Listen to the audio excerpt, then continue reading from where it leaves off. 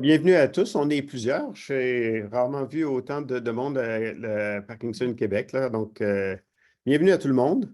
Je pense qu'on a même, c'est même une conférence internationale. On a des gens un peu partout dans le monde là, qui nous écoutent. Bienvenue aux gens du Sri Lanka. Euh, donc, on vous parle ce soir là, de la chirurgie par ultrason focalisée et en particulier, là, bien entendu, en ce qui a trait au Parkinson. Euh, Ma présentation devrait être relativement courte normalement, donc on aura plus de temps pour les questions. Je vais essayer de faire avancer mes diapositives, ce que je ne semble pas être capable de faire. Voilà. Bon, ça, c'est la même chose. Donc, vous avez peut-être vu dans les derniers mois des reportages. euh,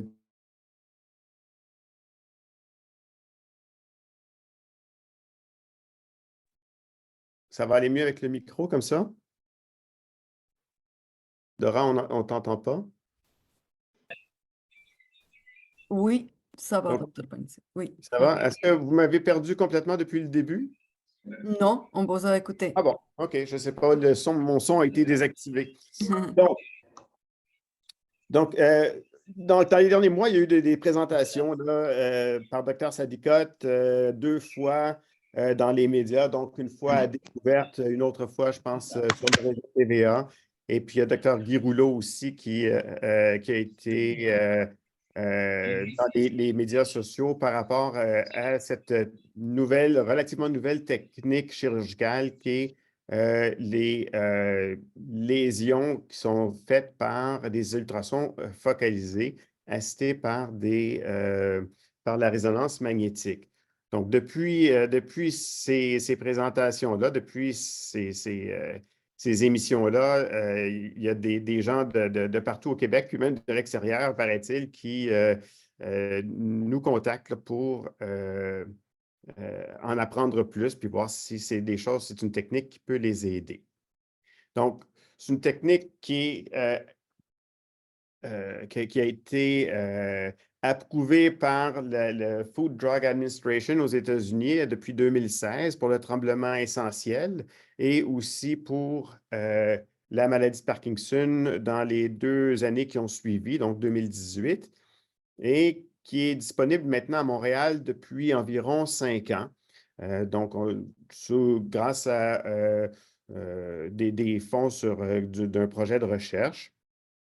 Et il faut savoir aussi qu'il y a au Canada au moins 2 autres sites qui pratiquent là, cette technique-là aussi. Donc, vous reconnaissez peut-être ici sur la diapositive le docteur Sadicotte, qui est le neurochirurgien de l'équipe et qui pratique cette intervention-là. Et puis, des patients là, qui a participé à l'émission Découverte. Donc, ce qu'il faut savoir un petit peu, c'est que le traitement par ultrason, c'est bon, les ultrasons, c'est toute la technologie autour des ultrasons, ça remonte en fait à l'après-guerre. Donc, on avait inventé le radar à ce moment-là, et puis on a vu qu'il y avait la possibilité d'adapter ces ultrasons pour des indications médicales. Donc, vous voyez, 1942, on commence déjà à s'intéresser à faire des lésions cérébrales à ce moment-là. En 1954, on comprend que l'intérêt des ultrasons va être de faire des lésions cérébrales plutôt profondes plutôt que superficielles au niveau du cerveau. Mais à ce moment-là, ce qu'il faut comprendre, c'est qu'on doit ouvrir la calotte crânienne complètement pour pratiquer des lésions avec les ultrasons. Donc, c'est seulement que vers les années 2000, en fait, qu'on a commencé à comprendre qu'on pouvait utiliser la résonance magnétique comme, si vous voulez, comme une espèce de thermomètre pour savoir à quelle chaleur on était capable de générer avec les ultrasons pour aller causer des lésions qui nous intéressent. Donc, vous voyez ici les premiers appareils qui datent là, de la moitié du siècle dernier. Les lésions ici. Est-ce que vous voyez ma souris sur l'écran, Dora? Oui, docteur Panisse. Voyez On le la voit souris? très clair. Parfait. Oui, merci. Parfait. Donc, vous voyez la lésion ici qui est induite là, par les premières interventions. Ça, c'est sur un cerveau de chat. Et puis, je pense que la diapositive ici, l'espèce de cartoon que je n'ai pas ici, là, donc on parlait Wonderful Machine that stops Parkinson's disease. Donc, on moussait les choses un peu plus, d'une façon là, un peu optimiste, disons, à ce moment-là. Donc, ça, c'est dans la moitié du siècle dernier. Donc, on revient encore maintenant, qu'est-ce qu'il y en est? Donc, la thalamotomie par ultrason focalisé, parce que c'est vraiment ça l'indication qu'on a en ce moment, c'est de pratiquer une thalamotomie. Donc, ça veut dire une lésion, un trou à l'intérieur d'une structure qui est dans le milieu du cerveau qui s'appelle le thalamus. Et donc, ce qu'on va faire avec les ultrasons, c'est qu'on va concentrer des rayons d'ultrasons, si vous voulez, à un endroit pour aller créer cette lésion-là. Donc, les patients, comme vous voyez ici, ont une espèce de casque qui nous permet donc de déterminer avec précision l'endroit où on veut faire les lésions parce que c'est une espèce de casque qui a, qui a des mesures dans les axes X, Y et Z. Ça nous permet de déterminer les coordonnées de l'endroit où on va aller faire la lésion. Et le patient, euh, après ça, avec cet appareil-là qui va induire, qui va donner des ultrasons, ça ressemble un peu à une espèce de casque pour se faire sécher les cheveux, si vous voulez. Donc, avec ça, il va rentrer dans la résonance magnétique, on va appliquer les ultrasons et avec la résonance magnétique, on va être capable de savoir l'endroit et aussi, mais surtout, la température qu'on va induire. Donc, ici, vous avez un espèce de petit cartoon qui montre un peu l'appareil qui envoie des ultrasons de différents endroits autour de la tête du patient et pour aller confluer, se focaliser à un seul endroit qui est, dans le cas qui nous intéresse ici, le thalamus. Donc, le thalamus, c'est cette structure qui est ici dans le milieu du cerveau et c'est un noyau bien particulier à l'intérieur du thalamus qui nous intéresse pour le traitement du tremblement.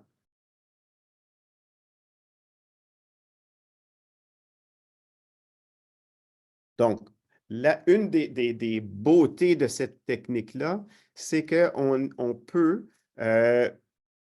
induire une lésion temporaire en chauffant à 40 degrés, pour être précis, l'endroit et obtenir déjà une réponse clinique en faisant comme ça. On engourdit un petit peu les cellules sans les détruire à ce moment-là et on est capable de voir que le patient, par exemple, va arrêter de trembler lorsqu'on met la lésion à l'endroit qu'on a déterminé, et donc, mais juste pas de façon permanente. Si on voit que la réponse est bonne, bien, à ce moment-là, on peut chauffer jusqu'à 60 degrés pour induire la lésion. Et on va répéter ça, on va sculpter un peu cette région-là en monitorant toujours avec la clinique si on est dans un endroit qui permet d'avoir des bons résultats sans causer d'effets secondaires. Donc, ça, c'est très intéressant parce que vous allez voir, il y a d'autres techniques un peu semblables, mais qui ne permettent pas cette localisation-là. Donc, ça, c'est très intéressant. C'est très utile aussi pour avoir une chirurgie qui est précise. Donc, ici, c'est seulement que ça montre un peu là, la température qui est élevée au niveau de cette lésion-là, qui, comme vous voyez, là, est très discrète avec les courbes de température. Ce qui est intéressant aussi, c'est, vous voyez ici l'évolution des résonances magnétiques d'un patient dans le temps. Et vous voyez ici la lésion qui est assez importante. Vous voyez le blanc ici qu'on ne trouve pas de l'autre côté. C'est la lésion qui a été induite au jour 1. Au jour 2, ou à peu près, en tout cas quelques jours plus tard, on voit que la lésion commence à se définir un peu plus avec un centre nécrotique à l'intérieur. Et encore une fois, là, le petit halo blanc, c'est de l'édème, de l'enflure. Et progressivement, dans le temps, ben, ça va disparaître, ça va diminuer jusqu'à disparaître à toute fin pratique, là, à moins d'utiliser des résonances magnétiques hyper puissantes, ce qui n'est pas vraiment disponible là, en clinique. Donc, ça, c'est une autre des caractéristiques de cette technique-là qu'on ne comprend pas encore tout à fait pourquoi la lésion disparaît comme ça et que malgré tout ça, que l'effet continue ou se maintient. Donc, c'est assez intéressant. Il y a encore beaucoup de choses à comprendre. Cette diapositive-là montre à peu près la même chose d'une façon différente. Donc, vous voyez ici l'espèce de casque là, qui est sur la tête du patient qui permet d'envoyer des ultrasons de différentes sources pour se focaliser à un seul endroit dans le milieu du cerveau pour aller faire notre lésion. Donc, ici, c'est une image du thalamus, donc cette structure qui est dans le milieu du cerveau. La région qui nous intéresse, c'est la région ici rouge qui est collée sur un autre noyau du thalamus. Donc, ça, c'est l'endroit où convergent des informations qui viennent du cervelet et des ganglions de la base. Et donc, ça converge dans le thalamus, qui est une espèce d'ordinateur intégrateur qui va envoyer des informations à partir de là jusqu'au cortex. Et le cortex va envoyer des informations dans les membres pour, par exemple, les faire trembler. Donc, la lésion, on va trouver les coordonnées, comme je vous le disais. Ici, on va aller brûler cette toute petite région-là qui est collée sur le noyau, comme vous voyez, VPL, qui est un noyau sensitif. Donc, toutes les informations sensitives qu'on a dans nos membres, dans nos orteils, nos doigts, vont monter au niveau de la colonne de la moelle épinière et aller se relayer dans ce noyau-ci. Ce qui fait que si notre lésion débordait un peu trop de ce côté-ci, on pourrait avoir des engourdissements et c'est un effet secondaire qu'on peut avoir aussi juste avec l'édème qu'on va créer, l'enflure que vous avez vu sur les images de la résonance magnétique. Donc, encore une fois, avec la technique des ultrasons, en ayant des lésions transitoires à 40 degrés, on est capable de savoir un peu, au point de vue physiologique, si on est un peu trop dans le VPL et qu'on risque d'avoir des problèmes sensitifs ou si on est à la bonne place et qu'on a un bon effet sur le tremblement.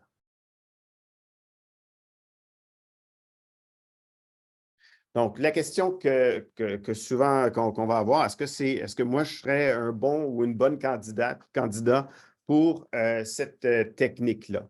Donc, grosso modo, à qui ça s'adresse les thalamotomies? Puis en fait, on parle, c'est une autre technique chirurgicale où on va aller faire un trou, comme vous avez vu, à l'intérieur du cerveau. Donc, on va aller vers des techniques comme ça quand les approches pharmacologiques, les médicaments qu'on a pris ne fonctionnent plus, ne sont plus capables de contrôler notre tremblement.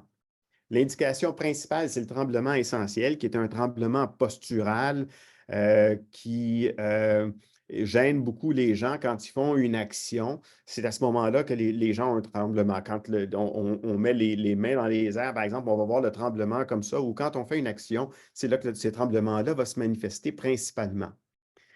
Dans la maladie de Parkinson, il y a des formes de maladie de Parkinson où le tremblement est vraiment prédominant.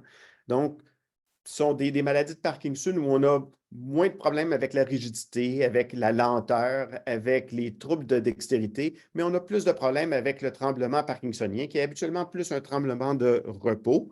Donc, on a moins à la posture et à l'action, mais surtout quand on laisse les mains se reposer. Mais ce tremblement-là peut devenir très important au point où commencer à contaminer l'action et commencer à causer un handicap. Et à ce moment-là, quand c'est mal contrôlé par la médication, ça peut devenir une très bonne indication pour ce genre d'approche-là. C'est entendu une des responsabilités que j'ai là-dedans, moi, ça va être de m'assurer qu'il n'y a pas d'autres conditions qui peuvent se manifester par des tremblements qui ne sont pas des tremblements essentiels, qui ne sont pas des maladies de Parkinson, pour être bien sûr de savoir ce qu'on traite et qu'on a utilisé les bonnes thérapies propres à ces différentes conditions-là.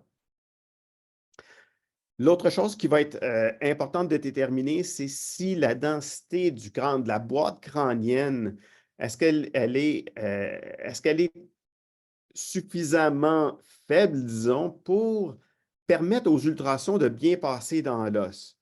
Il y a des gens qui ont des boîtes crâniennes qui sont très denses et qui ne permettent pas à ce moment-là aux ultrasons de passer à travers l'os. Donc, ça veut dire qu'on ne sera jamais capable d'aller avoir une lésion qui va être, ou des rayons qui vont causer assez de chaleur pour faire une lésion. Donc, on ne sera jamais capable d'atteindre cette chaleur-là. L'autre chose, on peut avoir aussi des crânes dont la forme va causer certaines diffractions et pourrait ne pas permettre non plus d'avoir une focalisation comme on en a besoin pour atteindre encore les températures et avoir des lésions qui sont très précises et efficaces. Les autres choses qui sont plus classiques, si vous voulez, dans les interventions chirurgicales, c'est de s'assurer qu'on n'a pas d'atteinte cognitive, c'est-à-dire donc pas de problèmes de mémoire qui sont importants.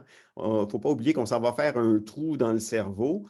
Donc, si on a déjà des problèmes cérébraux diffus, d'aller faire un trou en plus, ça risque de ne pas aider les choses.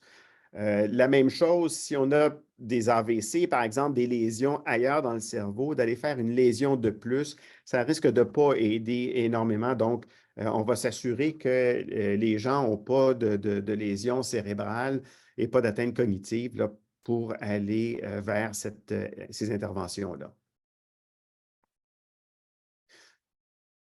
Donc, à quoi on peut s'attendre avec ces interventions-là? On peut s'attendre à environ, puis ça varie d'une personne à l'autre, bien entendu. Là, quand on fait nos rencontres, on rencontre les patients et on va déterminer approximativement là, les chances de régler, de contrôler le tremblement pour chacune des personnes. Mais en moyenne, on va parler d'environ 80 de chances de contrôler le tremblement. Ça veut dire ça qu'il y a 20 des gens chez qui ça ne fonctionnera pas.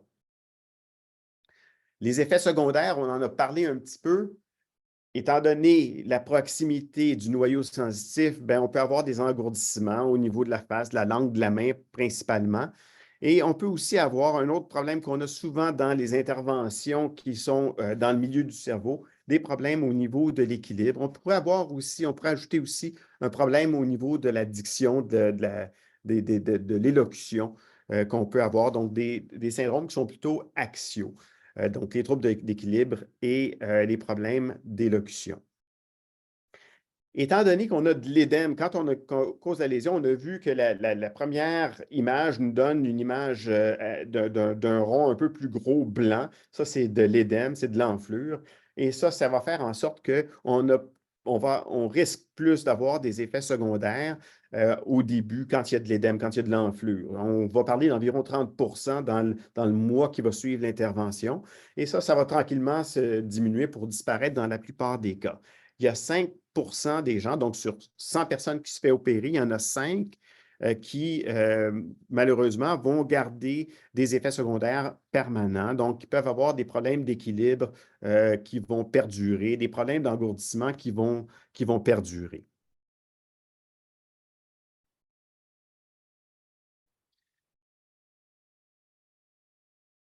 Juste là. Donc, si jamais on a le crâne trop dense et qu'on n'est pas capable d'avoir les ultrasons, c'est quoi nos options? Donc, il reste 2 autres options chirurgicales pour les patients qui ont des problèmes de tremblement résistants aux médicaments. Donc, soit ça va être la stimulation thalamique, où on va aller mettre une électrode au niveau du même noyau qu'on a vu, et qui va être connecté à une batterie qui va donc induire un courant qui va endormir cette structure-là et avoir le même effet. Et l'autre technique, c'est une thalamotomie conventionnelle où on va aller, donc, avec une sonde, aller causer une lésion avec un petit couteau, si vous voulez, pour aller sculpter cette même structure-là, ce même noyau-là, pour les mêmes effets. Donc, les résultats de ces interventions-là sont à peu près pareils au niveau des bénéfices, mais la différence, c'est qu'on doit passer une sonde, si vous voulez, à l'intérieur du cerveau. Et le fait de passer une sonde à l'intérieur du cerveau, ça fait en sorte qu'on a un risque de segment qui est plus important. On parle d'environ 2 par intervention, alors que dans les ultrasons, ben, on ne peut pas dire que c'est absolument nul, mais c'est beaucoup moins. Puis on va dire environ 0,5 de risque de faire une hémorragie, un segment dans le cerveau. Quand on parle d'un segment dans le cerveau, ben, ça fait un peu comme un AVC. Si ça devenait trop important, ben, le segment pourrait même causer le décès du patient. Ce n'est pas quelque chose qu'on a vu, mais théoriquement, c'est quelque chose qui serait possible. L'autre chose avec la stimulation, ben, on a de l'appareillage, on a une sonde qui passe du cerveau à une batterie en dessous de la peau. Donc, c'est du matériel étranger. Ça fait donc en sorte que on est plus à risque, c'est plus à risque de s'infecter, un peu comme les gens qui ont des prothèses de hanche ou d'autres, des pacemakers cardiaques. Donc, quand on a par exemple, des interventions dentaires, on risque d'avoir besoin de prendre des antibiotiques pour se protéger contre des bactéries là, qui pourraient aller plus facilement toucher ces structures-là. L'autre chose, comme c'est en dessous de la peau, on peut avoir une érosion au niveau de la peau, ça peut mettre le matériel à l'air et donc s'infecter. Ça peut se briser aussi. Les batteries doivent être changées à environ aux 3 à 7 ans. Donc, ça, c'est une petite intervention sur le thorax sous anesthésie locale où on change la batterie, on rebranche le système. Donc, ce n'est pas majeur, mais ça fait partie des mauvais côtés, si on veut, de l'intervention par stimulation. Un des bons côtés, cependant, c'est qu'il y a le potentiel d'adapter la stimulation dans le temps, puis selon les effets secondaires. Donc, disons que la maladie continue à évoluer. On a la possibilité, si dans 5 ans, le tremblement s'est empiré, d'augmenter un peu plus la stimulation pour continuer à avoir un traitement qui est adéquat. Alors que quand on a fait une lésion par thalamotomie, ben c'est fait, c'est fait. Donc, il faudra avoir une nouvelle intervention pour avoir un contrôle à ce moment-là. Avec la stimulation, mais le stimulateur, il est déjà là. Qui dit ajustement, dit cependant là, des visites, alors que quand on a une thalamotomie, ben, c'est fait, et puis on n'a plus besoin de suivi comme tel.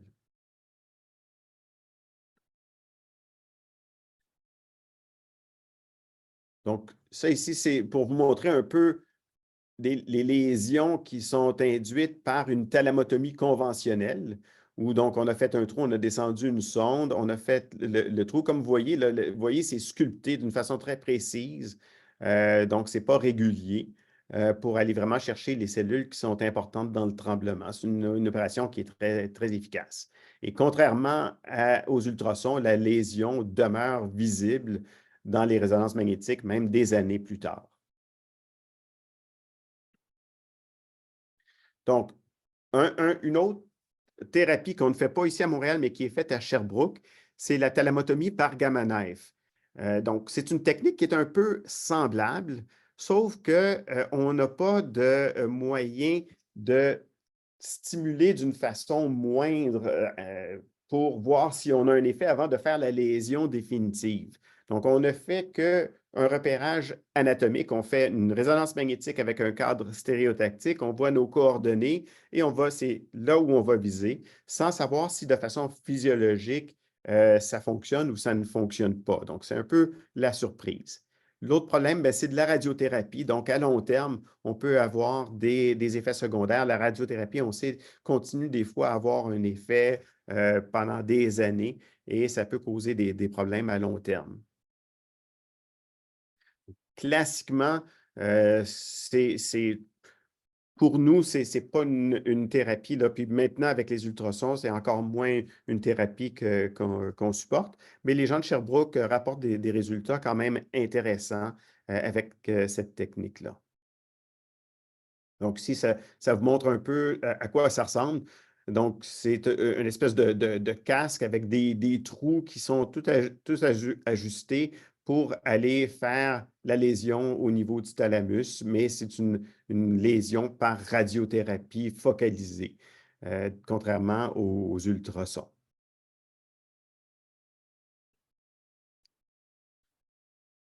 Dans les autres thérapies pour la maladie de Parkinson, au point de vue chirurgical, parce que quand on parle de maladie de Parkinson, bon, comme je vous disais, il y a les formes tremblantes où on a beaucoup plus de tremblements que d'autres choses, mais la plupart des gens ont des maladies qui sont plus complexes, où on a du tremblement, de la raideur, de la lenteur, de la difficulté avec les mouvements qui demandent de la dextérité. Et à ce moment-là, on a d'autres interventions, principalement une autre intervention qui est la stimulation des noyaux sous-thalamiques qui permet de traiter un peu plus l'ensemble ou les fluctuations dans la maladie de Parkinson qui est plus avancée. Il y a un traitement qui est moins invasif, qui peut être aussi utilisé, qui s'appelle le duodopa. C'est une infusion de lévodopa directement au niveau du duodénum, là où la lévodopa est absorbée, et qui peut aider les gens à avoir des ON qui durent plus longtemps. L'efficacité n'est pas exactement la même chose que la stimulation des noyaux sous-thalamiques et les indications, c'est-à-dire les critères d'inclusion sont différents, peut-être un peu plus permissifs en duodopa qu'en stimulation des noyaux sous-thalamiques, où on va avoir là, des restrictions, par exemple, au niveau de l'âge, au niveau de l'état cognitif, etc. Je pense qu'on a peut-être une diapositive où on va regarder ça. Ça vous montre un peu le système duodopa, où donc on passe un tube à travers l'estomac jusqu'au niveau du duodénum où la lévodopa est absorbée. Ça permet donc de bypasser l'estomac, qui est souvent paresseux dans la maladie de Parkinson, et d'avoir une absorption qui est continue, et qui n'est pas limitée par la compétition avec les protéines, etc., qui causent parfois des problèmes. Donc, c'est un apport qui est intéressant. Ça, donc, c'est les résultats avec la stimulation des noyaux sous-thalamiques. Donc, comme je vous disais, surtout pour les patients qui sont plutôt jeunes, l'important, c'est surtout, et la raison d'être de cette intervention-là, c'est le traitement des fluctuations qui sont difficiles à prédire, qui sont aléatoires. Ça prend des gens qui ont encore des très bonnes réponses à la lévodopa. Ça permet de prédire qui va avoir une bonne réponse. Et bien entendu, là, des gens qui sont en bonne santé par ailleurs. Comme vous voyez ici, les carrés qui sont importants, c'est les périodes de bon temps, de temps confortable. Avant l'opération, 27 et après l'opération, 74 Donc, vous voyez que c'est une thérapie qui est aussi très efficace. Ça vous donne un peu là, un exemple d'électrode qui est placé à l'intérieur du cerveau, branché ensuite par un fil jusqu'à une batterie en dessous de la peau. Vous voyez ce que ça donne un petit peu comme effet. Et on a des appareils, là maintenant, des appareils plus modernes que ça, qui nous permettent de communiquer avec la batterie et de programmer la batterie pour donner le courant comme on le veut. Donc, si vous avez une électrode qui est branchée au niveau du noyau sous-thalamique, ici surtout pour la dystonie, là, au niveau du globus pallidus. Voilà.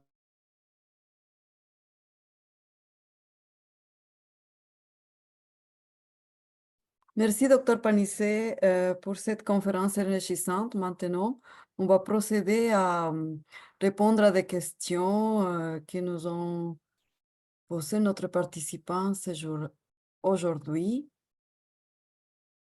Donc, on nous dit, avec cette chirurgie, on règle les tremblements, mais la maladie progresse et on doit recommencer plus tard. Docteur Panissé?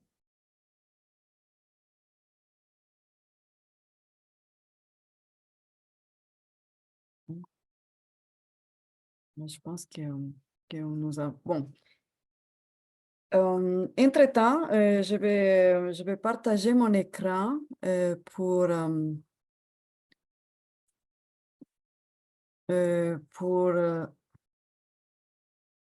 juste pour vous faire un rappel, des messages à retenir. Donc, la chirurgie par ultrason est pratiquée présentement au Québec. Donc, ce qui est nécessaire, c'est de faire parvenir une référence de votre neurologue. Et ça doit être envoyé par fax à Dr Panissette ou à Dr Sadiko au 114 412 7139 ou au 514 398 2811. Une fois la demande reçue, un rendez-vous sera fixé pour vous afin de que vous puissiez rencontrer le neurologue et le neurochirurgien spécialisé. Si votre candidature est retenue, des évaluations supplémentaires seront demandées avant de procéder à l'opération.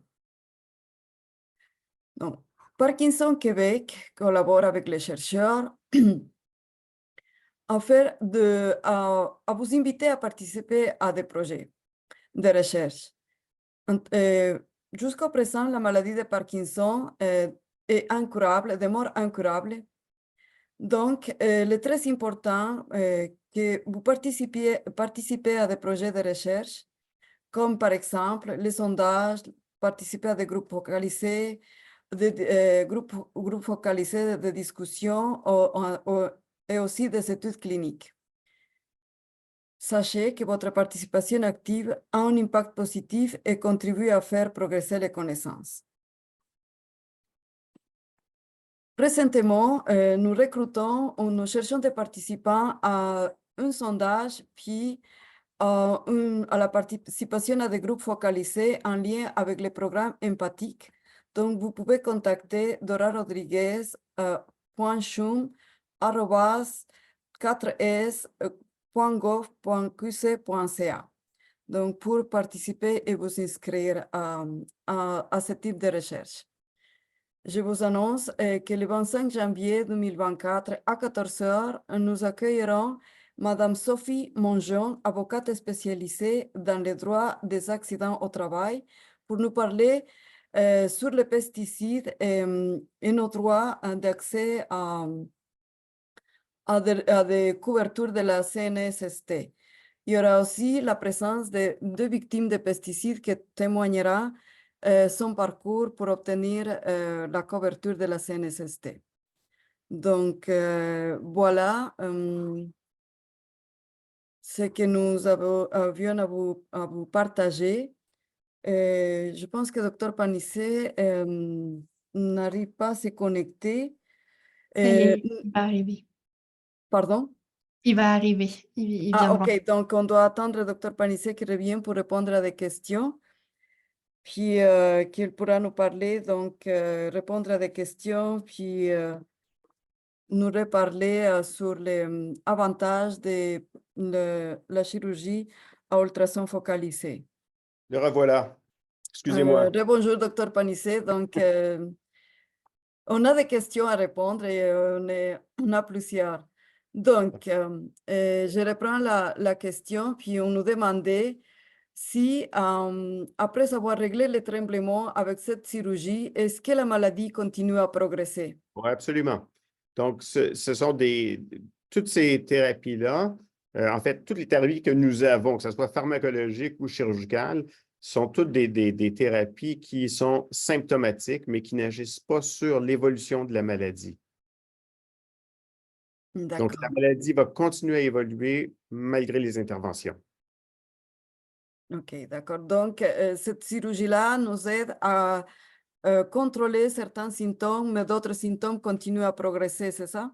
Exactement. Mais en fait, c'est que, et cette intervention-là n'est appropriée que pour le tremblement. OK. Merci beaucoup, docteur Panissé. Maintenant, nous avons une autre question. Je prends du Coumadin à la suite d'une opération au cœur avec installation d'une valve aortique mécanique. Oui. Est-ce que ça sera un empêchement pour être admissible à une opération comme telle de Ouais, c'est une très, très bonne ultrason? question. C'est une très bonne question. En fait, toute intervention chirurgicale qu'on va pratiquer d'une façon élective va demander à ce qu'on arrête les anticoagulants, mais aussi l'aspirine d'une façon prolongée. Donc, ce n'est pas comme quand on a une intervention abdominale où on peut arrêter les anticoagulants 24 heures et puis les reprendre par la suite. Dans le cas des interventions qu'on va pratiquer, il faut arrêter les anticoagulants longtemps pour permettre à ce que tous les facteurs de coagulation redeviennent normaux.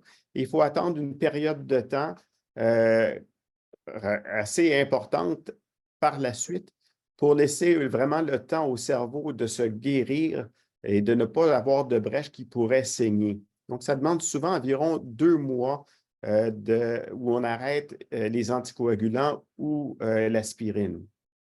Donc, il y a des gens qui peuvent faire ce sevrage de ces médicaments-là, mais c'est toujours quelque chose qu'il faut faire en accord avec soit les cardiologues ou les gens de médecine interne là, qui ont prescrit ces médicaments-là.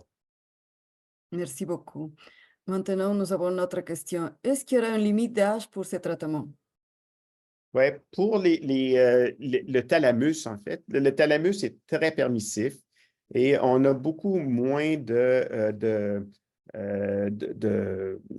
critères par rapport à l'âge. On a opéré des gens de plus de 80 ans avec cette technique-là ou même des techniques de stimulation au niveau du thalamus. Donc, c'est vraiment le thalamus qui est plus permissif, contrairement au noyau sous-thalamique qui est un noyau qui est un peu plus délicat. Et à ce moment-là, on demande à des gens un peu moins âgés. Mais pour le thalamus, on peut se permettre d'avoir des gens qui sont d'à peu près de tout âge, tant qu'ils sont en bonne forme. Parfait, merci. Et une autre question. J'ai vu dans les reportages découvertes que les patients semblaient avoir deux blessures sérieuses de chaque côté de la tête suite à l'intervention. Pourquoi? Il avait excusez, j'ai mal compris. Deux blessures Blessures? sérieuses de chaque côté de la tête. Oui. Je ne pourrais pas vous dire, là, il ne devrait pas avoir de blessure, sauf peut-être pour l'installation du cadre stéréotactique. Donc, ça peut laisser des petits points là, qui sont où la peau est un petit peu percée, oui. Merci. Une autre question, est-ce que ça ne touche que le tremblement? Est-ce que ça diminue la médication normale du Parkinson? Dans le cas des thalamotomies, si la médication est prise pour le tremblement, oui, on peut diminuer la médication pour le tremblement. Si on pense à une maladie de Parkinson qui est plus, si on veut, complexe, à ce moment-là, la médication risque de demeurer la même parce que le seul symptôme qui va être amélioré, ça va être le tremblement, mais ça n'aura pas d'effet sur la rigidité et la lenteur. Donc, on va avoir besoin de continuer la médication pour traiter ces autres problèmes-là. Ok, merci, docteur. Maintenant, une autre question. Quelle est la durée moyenne de l'opération, de la chirurgie, en fait? Oui. Cette opération-là dure environ 4 heures. Ok. Est-ce que le bruit émis par le IRM est constant pendant toute la durée de la chirurgie? Si on est dans la résonance magnétique pendant toute la chirurgie, ben, on entre et on sort de la chirurgie, là, de la résonance magnétique à travers pendant toute l'opération, là, environ 4 à 5 fois. Est-ce que les patients restent éveillés ou est-ce que c'est nécessaire de le faire avec Absolument. anesthésie? Non, non, ces opérations-là se font de façon éveillée parce que c'est très important d'avoir une idée de que si la lésion qui est faite cause une diminution du tremblement. Donc, on a besoin de la collaboration du patient à ce moment-là. Ok, merci beaucoup. Dans le cas de thalamotomie et de stimulation thalamique, il y aurait probablement moyen de faire ça sous les anesthésies générales, mais c'est sûr qu'on préférerait avoir la possibilité de le faire de façon éveillée pour avoir l'évidence de l'efficacité du traitement sur la table d'opération. Merci. Ce traitement peut être efficace pour une personne souffrant de Parkinson, de rigidité, corde de Lewy? Ben, si on parle tu sais, les cordes de Lewy, c'est la pathologie de la maladie de Parkinson. Si on parle d'une maladie à cordes de Lewy ou d'une démence à cordes de Lewy, donc on parle d'un problème cognitif qui est sérieux. Et c'est rare ce qu'on va proposer, dépendamment de la sévérité de l'atteinte cognitive, des interventions, comme je vous le disais, intracérébrales, surtout lésionnelles, chez les patients qui ont des problèmes cognitifs importants. Merci. Une autre question. Est-ce que cette opération sera possible au Québec dans un avenir proche? Elle est au La Québec. ville de Québec. Oui. Dans la ville de Québec, Oui. ça, j'en ai aucune idée. Mais au Québec, comme nous avons déjà expliqué, les chirurgies se passent au CHUM puis à l'hôpital Neuro, n'est-ce pas? En fait, Pourriez-vous nous donner plus de détails sur ça, s'il vous plaît? ben, l'opération comme telle, donc, Dr Salicotte et moi travaillons ensemble depuis de nombreuses années. Dr Salicotte pratique les interventions soit à l'hôpital neurologique pour les stimulations, pour les ultrasons. L'appareil que nous avons à notre disposition pour pratiquer ces interventions-là est à l'hôpital général de Montréal. Mais Ok, souvent, les patients sont vus en clinique préopératoire et même des fois post-opératoire, soit au CHUM ou soit à McGill, au ok. neuro. Parfait, merci. Il y a une personne qui nous demande de mieux expliquer la différence entre la DBS, les avantages, puis la chirurgie par ultrason focalisé.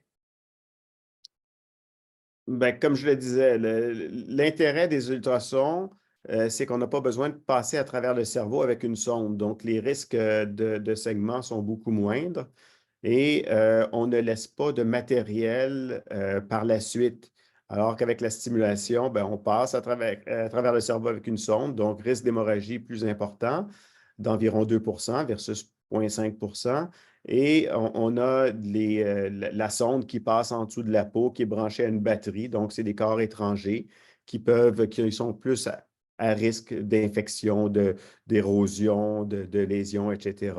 Il faut changer la batterie, il faut l'ajuster. Donc, ça demande des visites plus fréquentes aussi. Parfait, merci. Une autre question, est-ce qu'il faut prendre la dose maximale de dopamine avant d'être éligible à l'opération d'ultrason? Ben, la dose maximale, c'est-à-dire qu'il faut avoir eu un essai qui est conséquent, c'est-à-dire la dose peut-être maximale, mais une dose thérapeutique qui ne cause pas d'effets secondaires. Il n'y a pas vraiment de dose maximale de l'évodopa comme telle, mais il y a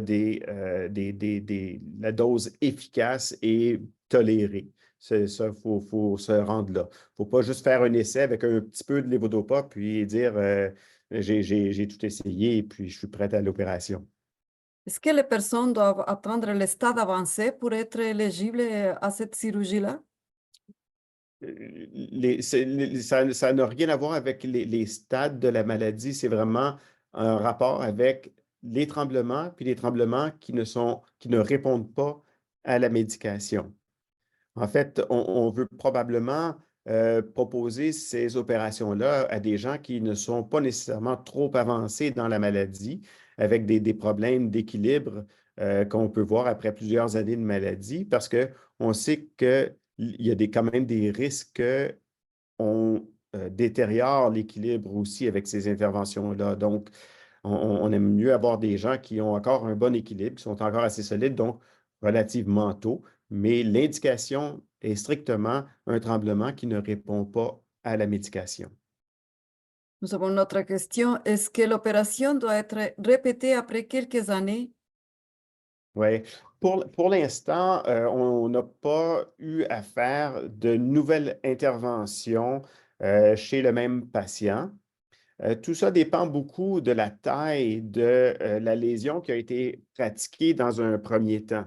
Donc, si Dr Sadicotte a fait une lésion où il prenait une grande partie du noyau. Ça laisse peu de place à ce moment-là pour intervenir de nouveau parce que là, on risque juste d'avoir des effets secondaires. Donc, souvent, on va penser des fois, on pourrait penser, parce que c'est de façon théorique, d'aller mettre un stimulateur plus dans cette région-là qui, lui, est modulable. Et puis, donc, si on a des effets secondaires, on peut diminuer la stimulation pour diminuer les effets secondaires. Ok, merci beaucoup, docteur Panissé. Maintenant, on va vous poser un autre type de questions. Pourriez-vous nous parler quels sont les derniers résultats des études de recherche en lien avec la chirurgie d'ultrason? Présentement, on fait la chirurgie juste d'un côté du cerveau. Est-ce qu'on s'en va vers Ah, des nouvelles à venir? ben, écoutez, il y a plusieurs choses. Les ultrasons, c'est une technique intéressante qu'on commence à découvrir, qui est relativement nouvelle là, pour nous. Donc, il y a des études qui se font en ce moment. Il y a des papiers qui ont été publiés qui montrent que on peut commencer à faire des opérations des deux côtés. Donc, habituellement, on va attendre environ 1 an avant de faire la lésion de l'autre côté. On a quelques patients qui ont été faits comme ça. L'expérience internationale est aussi satisfaisante. Donc, je pense que c'est une approche qu'on va pouvoir proposer de plus en plus. Donc, oui, continue, docteur Panissé. Oui. Après ça, c'est au niveau du tremblement et du thalamus. Il y a d'autres cibles aussi qui ont été utilisées par certaines équipes. L'expérience est moins grande à ce moment-là, mais pourrait être aussi intéressante. C'est des dossiers que l'on suit, donc au niveau soit du noyau sous-thalamique, soit du globus pallidus, qui pourrait avoir une place pour les gens avec des maladies plus avancées et remplacer la stimulation du noyau sous-thalamique. Mais on est encore un petit peu loin pour ça.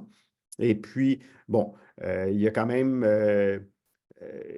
bon, des risques plus importants là, dans ces structures-là. Mais bon, c'est quand même des recherches qui se font et ce sont des choses à suivre. Puis enfin, on peut utiliser les ultrasons aussi pour bientôt là, aller mettre des médicaments directement à l'intérieur du cerveau en brisant la barrière hémato-encéphalique, donc en faisant une lésion à certains endroits qui nous permettent de faire passer des médicaments directement de façon très précise. Donc, c'est des choses qui se pointent dans le futur, là, qui risquent d'être très intéressantes. Merci, docteur Panissé. Est-ce qu'il y a des études cliniques qui se font présentement au Québec ou à Montréal ou en général au Québec sur cette nouvelle... Oui, ben, en fait, tous les patients qui ont une thalamotomie par ultrason chez nous rentrent dans un protocole de recherche. Donc, ils vont avoir des évaluations pendant 1 an de façon séquentielle à tous les 3 mois environ. Et on va mesurer les tremblements, on va mesurer les lésions au niveau de la résonance magnétique et on va voir un peu dans quel réseau neuronal ces lésions-là s'inscrivent. D'accord, merci beaucoup. Maintenant, on nous pose des questions par rapport à l'accès au traitement. Et donc, les gens voudraient savoir si est-ce qu'il existe autre numéro de fax ou autre façon de contacter Dr. Panissé et Dr. Sadiko.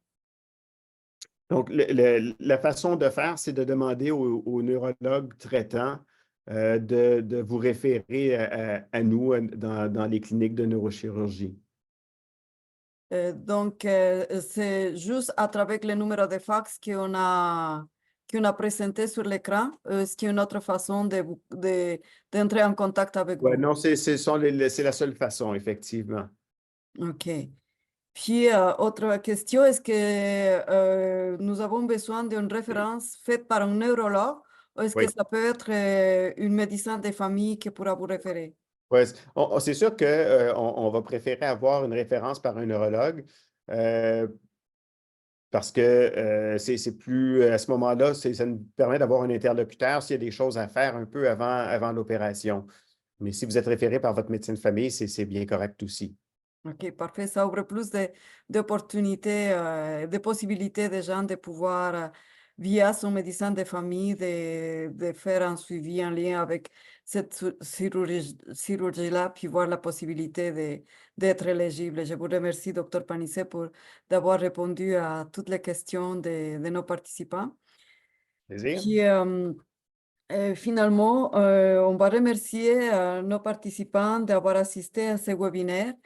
Pour les questions, nous proposons, lorsqu'on mettra la vidéo de cette conférence sur notre chaîne YouTube, on va ajouter un document PDF. On reprendra les questions que vous nous avez posées ici sur le chat, puis on posera la réponse à toutes ces questions-là. Donc voilà, c'est une façon de continuer à donner de l'information. Puis c'est ça. Donc je vous remercie, Dr. Panissé, d'avoir présenté cette conférence. Et je remercie aussi tous les participants ainsi que nos bénévoles qui ont prêté support aujourd'hui. Puis on espère continuer on va continuer avec le webinaire de recherche scientifique. Donc, on vous attend nombreuses à vous inscrire au futur webinaire. Merci encore, Dr. Panissé. Merci à tous. Merci à tout le monde. Bonne fin de soirée. Merci.